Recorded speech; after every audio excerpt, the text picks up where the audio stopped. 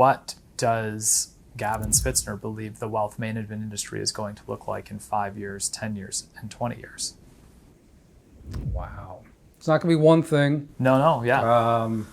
There's room for lots of different. But let's pick up on approaches. where you were going though, with the not just relying on technology to make it faster or easier for me as the advisor, but actually the technology being smart.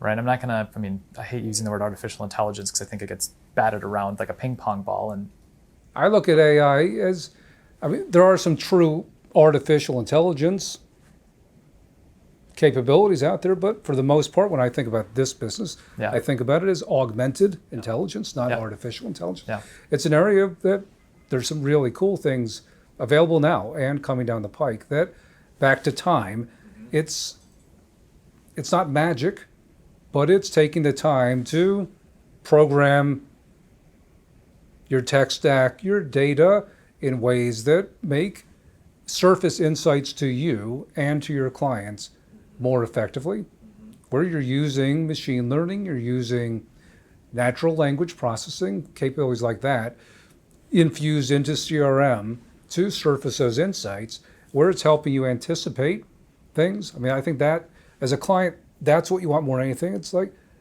you should know people like me,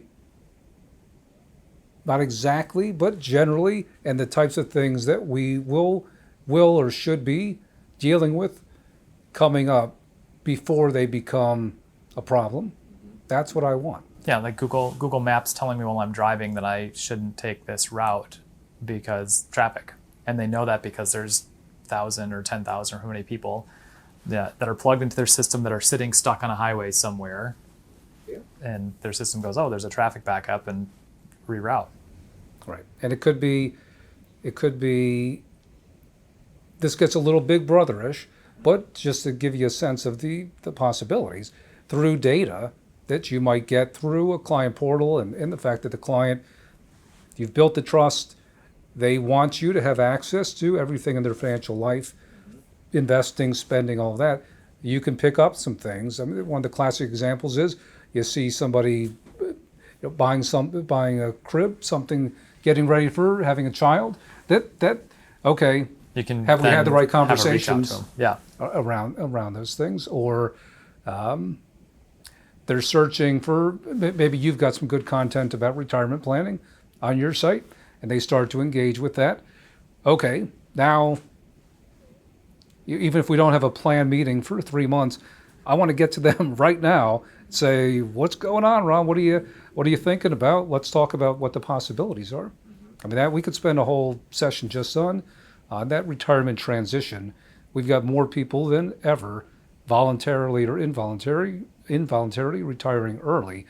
I just saw a stat, I think it was 40% of people want to retire before they're 65. The numbers of people that are retiring even earlier are off the charts.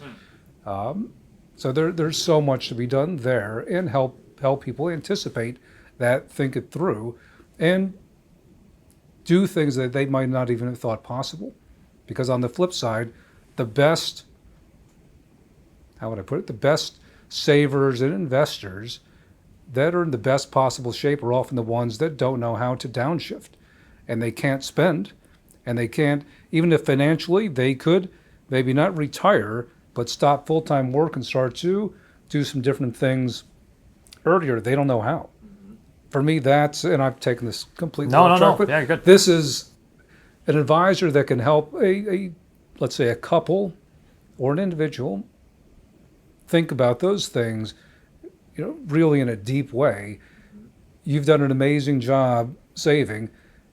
You've got possibilities now.